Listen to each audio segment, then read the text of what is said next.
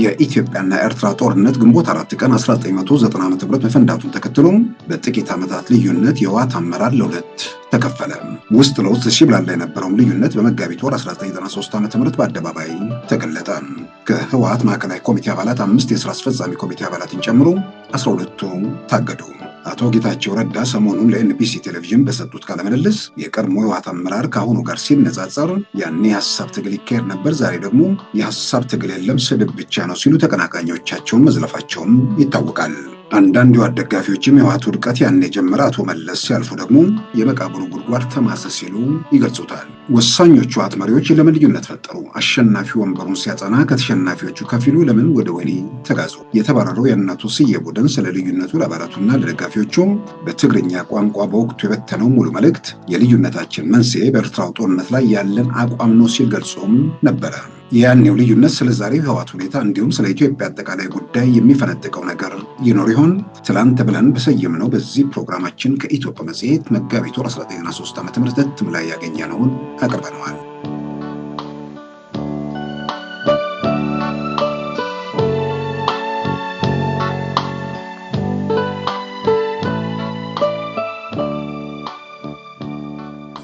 የተከበራችሁ ታጋዮችና የህወሓት አባላት፣ በአሁኑ ወቅት በድርጅታችን በተለይም ደግሞ በድርጅታችን አመራር በሆነው የህወሓት ማዕከላዊ ኮሚቴ ውስጥ እጅግ በጣም ከፍተኛ ችግር ተፈጥሯል። ምንም እንኳን ለህሊናችን ቀላል ሆኖ ባይገኝም ሌላ አማራጭ ባለማግኘታችን በዚህ ጽሑፍ ልናሳውቃቸው ተገደናል። ይህን ችግር ሳውል ሳያድር ልናሳውቃችሁ ግዴታችን ከመሆኑን ባሻገር ሁኔታዎች በራሳቸው አስገድደውናል።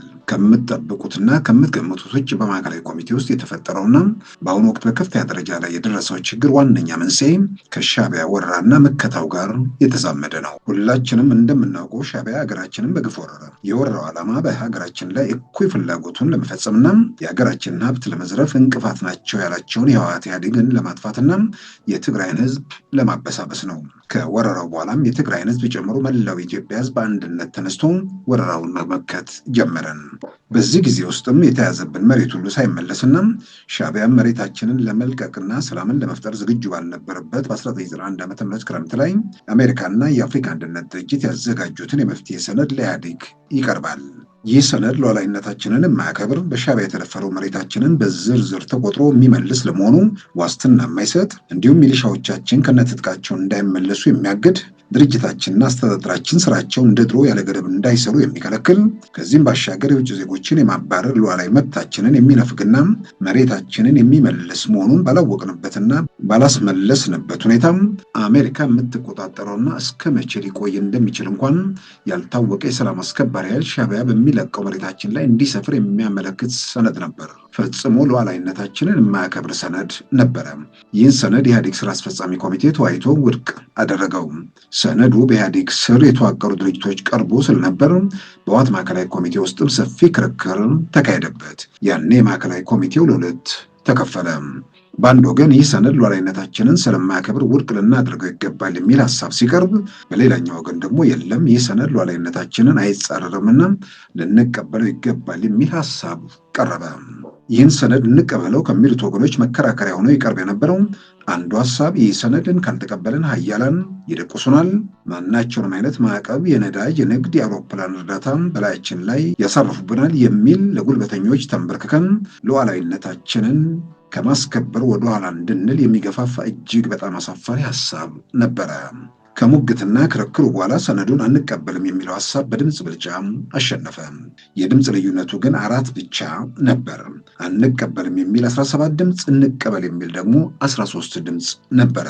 ሰነዱን አንቀበልም ከሚሉት ውስጥ ገብሩ አስራት፣ አባይ ፀሐይም፣ ስዬ አብርሃም፣ አለምሰገድ ገብረ አምላክ፣ ተወልደ ወልደ ማርያም፣ አረጋሽ አዳነ፣ አዋሎም ወልዱ፣ ቢተው በላይ፣ አብርሃም አንጁስ፣ ገብረ መስቀል ኃይሉም፣ ሐሰን ሽፋ፣ ሰለሞን ተስፋዬ፣ ኪሮስ ጸጋይ፣ ቅዱሳን ጎበዛይ፣ አባይ ወሉ ነበሩ።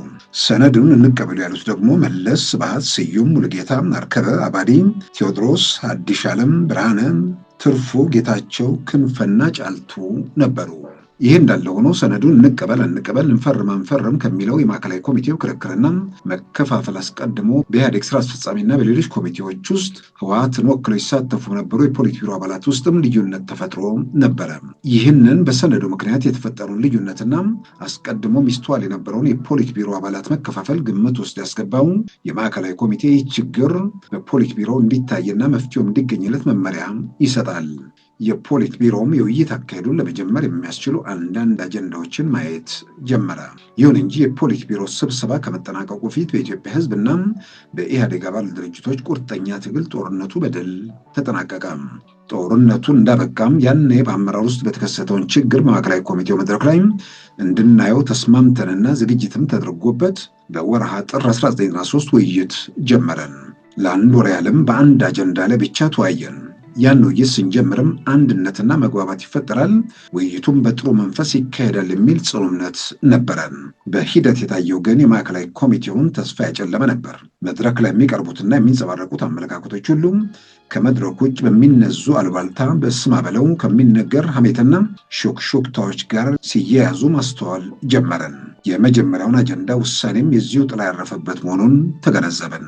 ሰነዱን እንፈርም በሚለው የክርክር ወቅት የጉልበተኛን ተጽዕኖ ፈርተን ሉዓላዊነታችንን የማያስከብር ሰነድ እንድንፈርም ይገፋፉን ከነበረው ወገን አንዳንዱ እዚያን ጊዜ ጀምሮ እኛን ለማጨለም በሰፊው ሲንቀሳቀስ መቆየቱን ተረድተናል። የእንቅስቃሴው አይነተኛ አካሄድ ደግሞ ኮራፕሽንና ጸረ ዲሞክራሲ የሚል ነበር። በተለይም ደግሞ ኮራፕሽን በሚለው ላይ ያነጣጠረ ነበር። ለሀገር ሉዓላዊነት በጽናት የቆመውን ወገን በዚህ አይነት ክስ ለመወንጀልና ለማጠየም ለማግለልና ለመነጠል ጥረት ይደረግ ነበር የሚል እምነት አለን። በመጀመሪያው አጀንዳ ላይ ታይቶ እንደነበረው የማዕከላዊ ኮሚቴ ውይይት አንድነትና የሀሳብ መቀራረብ ሳይሆን የተፈጠረው የማዕከላዊ ኮሚቴውን ተስፋ በመጠኑም ቢሆን ያላሟላና መጎነታተሉንም እያጠነከረ የመጣም ነበረ። ውሳኔውም በሁለት የድምፅ ልዩነት ማለትም 15 የድጋፍና 13 የተቃውሞ ድምፅ ሆነ። ይህ አካል ወደ አለመደማመጥ ደረጃ ወረደ። የአንድነትና የሀሳብ መቀራረብ ፋይዳ ወደሌለው ውይይት ተቀየረ። ከዚህም በላይ እየታገልናቸው የመጣንባቸው ዓላማዎች በጥያቄ ምልክት ውስጥ እየገቡና በግልጽ እየተመቱ በአዲስ አመለካከት እየተተኩ ለንትርክና ውዝግብ መነሻ እየሆኑ መጡ። ሌላው በጽሁፍ የሚሆን በክርክር የሰማነው ዴሞክራሲን የሚመለከት ነጥብ ነበረ። የድርጅታችን ዴሞክራሲያዊ አመለካከት ሰፊውን ህዝብ ማለትም ሰርቶ አደርና ገበሬውን የሚጠቅም ህዝባዊ ዴሞክራሲ የሚል ነው። ዛሬ ግን የቡርዣው ዴሞክራሲ እየገነባን ወደ በለጠ ከፍተኛ ደረጃ እናደርሰው የሚል ሰማን። የቡርዣው ዴሞክራሲ ከፍተኛ ደረጃ ላይ ቢደርስም ወደ ህዝባዊ ዴሞክራሲ ሊለወጥ አይችልም። ህዝባዊ ዴሞክራሲያዊ የሚለው የድርጅታችን እምነትና አቋም ለምን ማጥላላት እንደተጀመረ ለእኛም አይገባንም። የድርጅታችን ያልሆኑ ሌሎች የተለያዩ አመለካከቶችም ነበሩ። እነዚህ ሁሉ በድምሩ ወያኔያዊና ህዝባዊ ድርጅታችንን የሚሸረሽሩ መሰረቱንም የሚቀይሩ አመለካከቶች ናቸው። ሉዓላዊነታችንን የማስከበር ትግል ከጀመርንበት ጊዜ ጀምሮ የድርጅታችንን ወያኔያዊ ዓላማ ለማጥፋት ዘመቻው ተጀምሮብናል።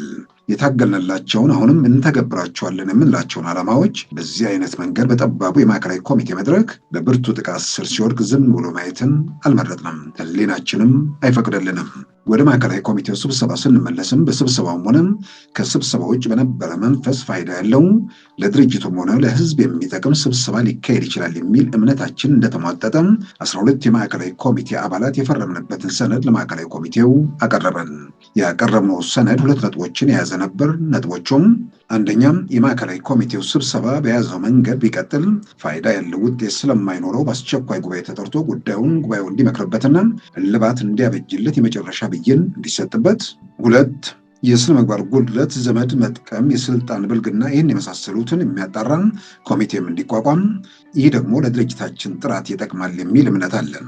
ሁሉም የማዕከላዊ ኮሚቴ አባላት በዚህ የማጣራት ሂደት ውስጥ አልፈው ሪፖርቱ ለጉባኤው እንዲቀርብና ጉባኤውም እንዲወስንበት የሚል እምነት አለን። ይህም ልክ እንደ ፖለቲካ መሳሪያ በጥቅም ላይ እየዋለም ላሉ ሐሜታዎች መቋጫ ሊያስገኝለት ይችላል፣ ሐቁን ሊያጣራ ይችላል የሚል እምነትም ስላለን ነው።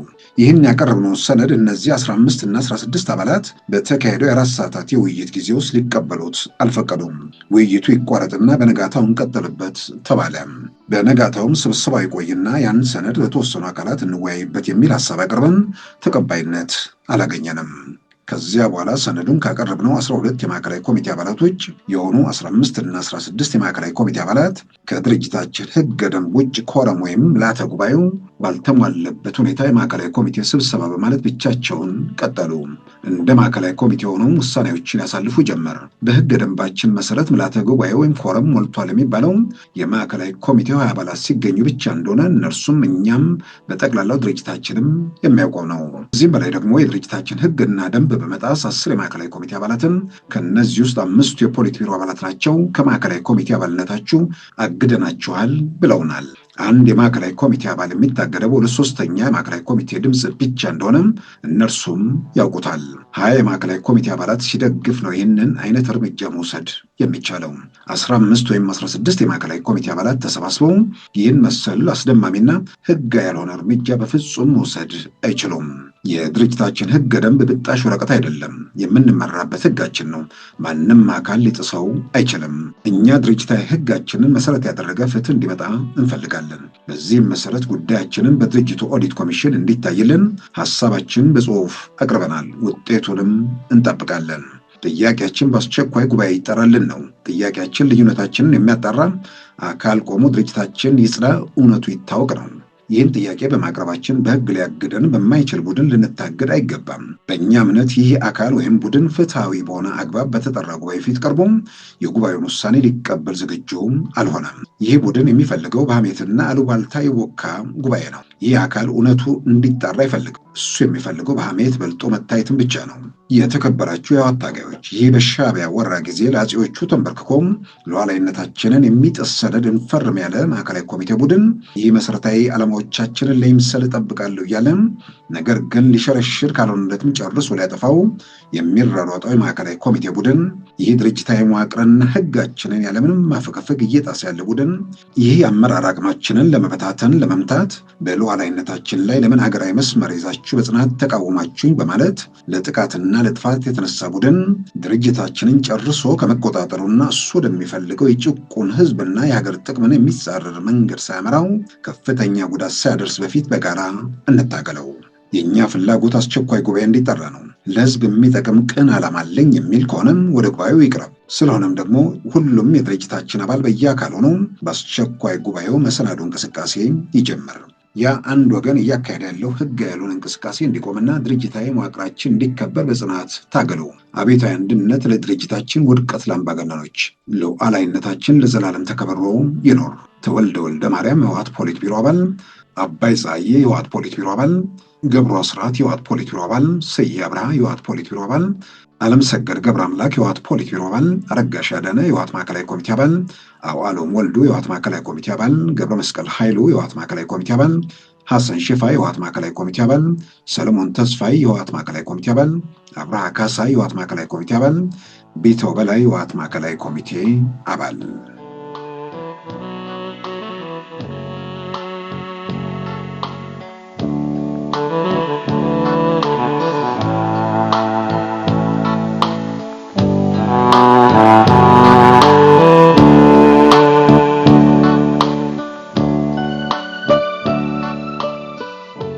ይህ መግለጫ ከወጣ በኋላ ጉባኤው የተጠራ ቢሆንም ጉባኤው እነ አቶ መለስ በፈለጉት መንገድ የተቃኘ በመሆኑ እነ አቶ ስዬ ስብሰባውን ረግጠው ወጡ። በኋላም አቶ ስዬ አብርሃና አቶ ቢተው በላይ በሙስና ተወንጅለው ወህኒ ወረዱ። ስልጣን ላይ ያሉትን በሙሉ ተሻሩ። አቶ አባይ ፀሐዬና አቶ ሐሰን ሽፋ ደግሞ ይቅርታ ጠይቀው እነ አቶ መለስን ተቀላቀሉ።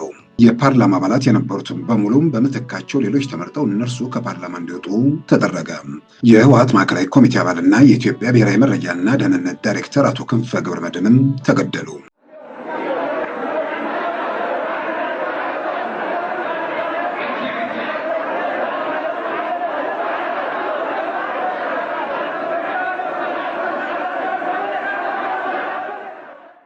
ከዚህ በኋላ አቶ መለስ ለቀጣዮቹ 11 ዓመታት እስከ 2004 ስልጣናቸውን አጽንተው በተፈጥሮ ሞት ተሸንፈው አለፉ። ከዚያም ህወሓት እየሆነ ያለውን እየሆነ ዛሬ ያለበት ደረጃ ላይ ደረሰ።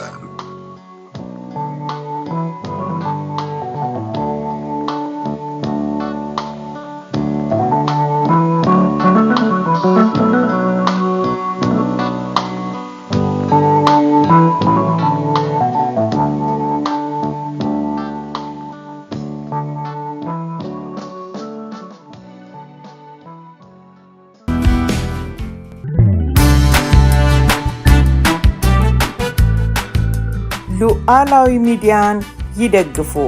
ስራዎቻችንን ለብዙ እንድናደርስ ሰብስክራይብ፣ ሼር፣ ላይክ በማድረግ ሉዓላዊ ሚዲያን ያጠናክሩ።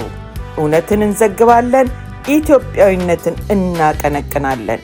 መድረኩ ግን ለሁሉም አመለካከት ክፍት መሆኑን እናረጋግጣለን። ሉዓላዊ ሚዲያ